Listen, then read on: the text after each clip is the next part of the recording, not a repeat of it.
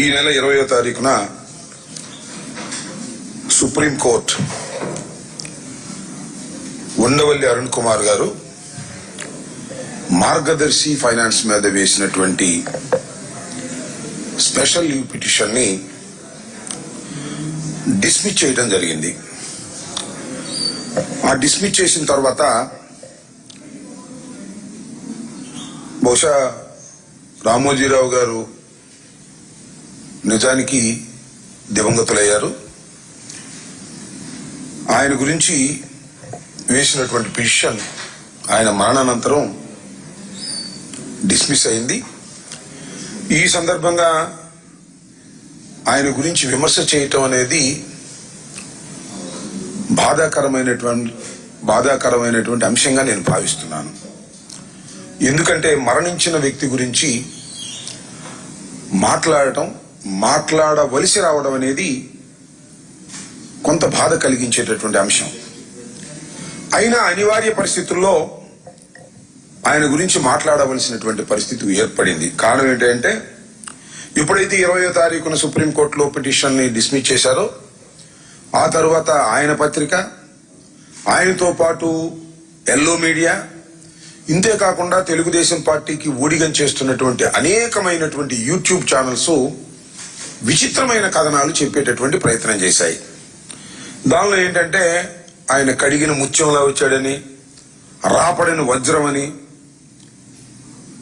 మట్టిలో మాణిక్యమని, మహాత్ముడని, గొప్పవాడని ఇలాంటి పొగడ్తలు పొగిడేటటువంటి ప్రయత్నం చేస్తున్నారు.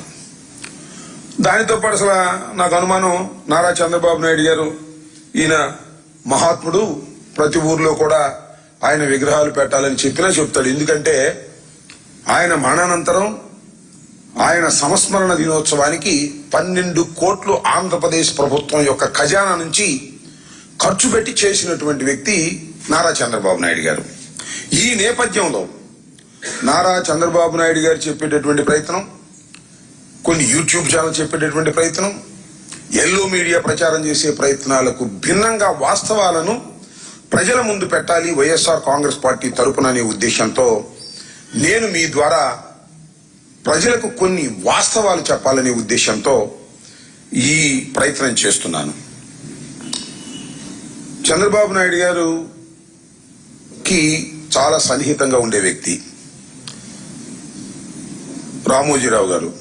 రామోజీరావు గారు రాజకీయ నాయకుడు కాదు, కానీ అందరికన్నా మించిన రాజకీయ నాయకుడు.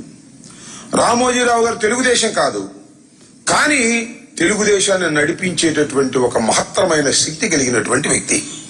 అలాంటి రామోజీరావు గారి మీద 2008లో అనుకుంటాను ఉండవల్లి అరుణ్ కుమార్ గారు కొన్ని ప్రశ్నలు లేవనెత్తారు. అది రామోజీరావు గారి మీద కాదు, రామోజీరావు గారు నడుపుతున్నటువంటి మార్గదర్శి ఫైనాన్స్ మీద. మార్గదర్శి ఫైనాన్షియర్స్ చట్ట వ్యతిరేకంగా రాష్ట్రంలో, దేశంలో డిపాజిట్లు సేకరిస్తుంది అని.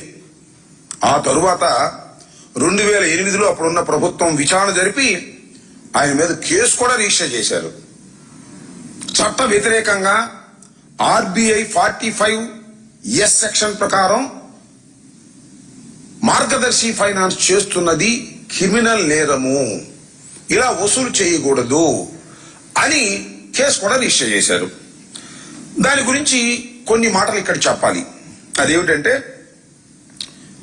ఈ దేశంలో RBI, reserve bank of India, finance సంస్థల మీద కొన్ని ఆంక్షలు పెడుతుంది. ఎందుకంటే ఎవరు పడితే వాళ్ళు డబ్బులు వసూలు చేసుకుని ప్రజల్ని ముంచేయకోకుండా ఉండటం కోసం. అవి ఇన్కార్పొరేట్ అయినటువంటి సంస్థలు మాత్రమే, లైక్ బ్యాంక్స్, డిపాజిట్స్ వసూలు చేయాలి. ఎవరు పడితే వాళ్ళు డిపాజిట్స్ వసూలు చేయడానికి వీల్లేదు. అంబటి రాంబాబు డిపాజిట్స్ వసూలు చేయడానికి వీల్లేదు, లేదా మీరు డిపాజిట్స్ వసూలు చేయడానికి వీల్లేదు పబ్లిక్ గా. కాకపోతే లావాదేవీలు జరుగుతూ ఉంటాయి. ఎవరికో మనం ₹2 వడ్డీ ఇస్తాం, వాళ్ళేమో ₹2 వడ్డీ ఒకసారి కొంతకాలం ఇస్తారు, తర్వాత అసలు కూడా ఎగ్గొడుతూ ఉంటారు. ఇలాంటివి జరగకోకుండా ఉండాలనే ఉద్దేశంతో RBI కొన్ని చట్టాలు చేసింది. ఆ చట్టాల ప్రకారం రామోజీరావు గారు చేస్తున్నటువంటిది, ఆయన ఫైనాన్స్ కంపెనీ చేస్తున్నది, ఆయన మార్గదర్శి ఫైనాన్షియర్స్ చేస్తున్నది చట్ట వ్యతిరేకమైన కార్యకలాపం. ఇది నేను చెబుతున్నటువంటి అంశం కాదు. 2008 ఉండవల్లి అరుణ్ కుమార్ గారు ఈ ప్రశ్న లేవనెత్తక ముందే ఆర్బీఐ నోటీస్ ఇచ్చింది మార్గదర్శి ఫైనాన్షియర్స్ కి. 2097లో ఒకసారి చూపించండి. ఏమనంటారంటే వాళ్ళు, మీరు ఇలా వసూలు చేయటం చట్ట వ్యతిరేకం, దీన్ని ఆపేయండి అని. ఇది నా దగ్గర ఒకటే ఉంది పబ్లిక్ లో. అంతకు ముందు నుంచి కూడా 2097 గారు, అంతకు పూర్వం ఆ తర్వాత కూడా reserve bank of India Ramoji Rao గారి సంస్థకు అనేకమైన నోటీసులు ఇచ్చినాయా, మీరు చేస్తున్నది తప్పు, మీరు ఇలా వసూలు చేయకూడదు, పబ్లిక్ లిమిటెడ్ కంపెనీగా ఏర్పడిన తర్వాత రిజర్వ్ బ్యాంక్ యొక్క పర్మిషన్ తీసుకున్న తర్వాతే మీరు చేయాలి అని.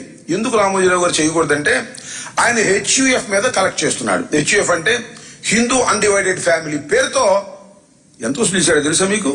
2600 కోట్ల రూపాయలు ప్రజల దగ్గర నుంచి వసూలు చేశాడు, డిపాజిటర్ల దగ్గర నుంచి. ఇది చట్ట వ్యతిరేకం అనేటువంటి అభిప్రాయం ఖచ్చితంగా ఆర్బీఐకి ఉంది. ఆర్బీఐ అనేక సందర్భాల్లో నోటీసులు ఇచ్చింది, దానికి కుంటి సాకులు చెప్తూ దాన్ని కొనసాగిస్తూనే ఉన్నాడు. కానీ ఉండవల్లి అరుణ్ కుమార్ గారు లేవనెత్తిన ప్రశ్న తర్వాత, ఆయన మీద కేసు పెట్టిన తర్వాత దాన్ని మూసేశారు. ఆ తర్వాత ఏం జరిగిందో తెలిసి 2600 కోట్ల రూపాయలు మీరు చెల్లించాల్సిందే అని చట్టం చెబుతుంటే, అప్పుడు ఆయన దగ్గర ఉన్నటువంటి సంస్థలను అమ్మేసుకున్నాడు. ఆయనకున్నటువంటి అనేక టీవీ ఛానల్స్ ని అమ్ముకొని, అంబానీకి అమ్ముకొని, దానిలో వచ్చిన డబ్బుల్ని తీసుకెళ్లి డిపాజిట్లకు ఇచ్చారు. ఇప్పుడు ఇదంతా కూడా ఉండవల్లి అరుణ్ కుమార్ గారు ప్రశ్నలు లేవనెత్తిన తర్వాత, ప్రభుత్వం దాన్ని పర్సూ చేసి కేసు పెట్టిన తర్వాత మొత్తం డిపాజిట్లు ఇచ్చేటటువంటి ప్రయత్నం చేశారు. ఎంతవరకు ఇచ్చారో ఎంతవరకు ఇవ్వలేదో అది వేరే అంశం.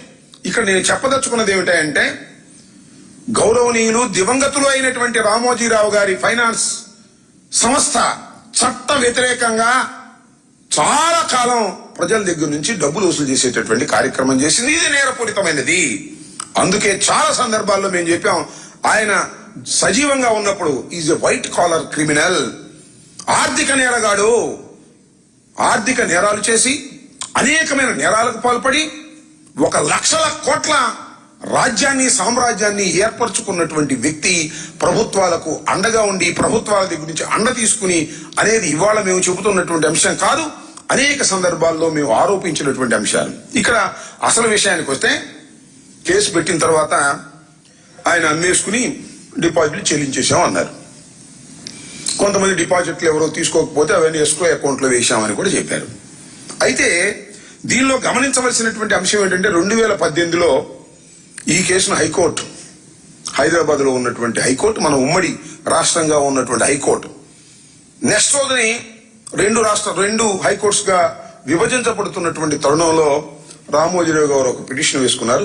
ఆ పిటిషన్ ప్రకారం దీన్ని కొట్టేశారు. ఈ కేసుని చాలా విచిత్రం. ఇది కొట్టేసిన సంగతి ఎవరికి తెలియదు. ఆంధ్రప్రదేశ్ ప్రభుత్వం దాని గురించి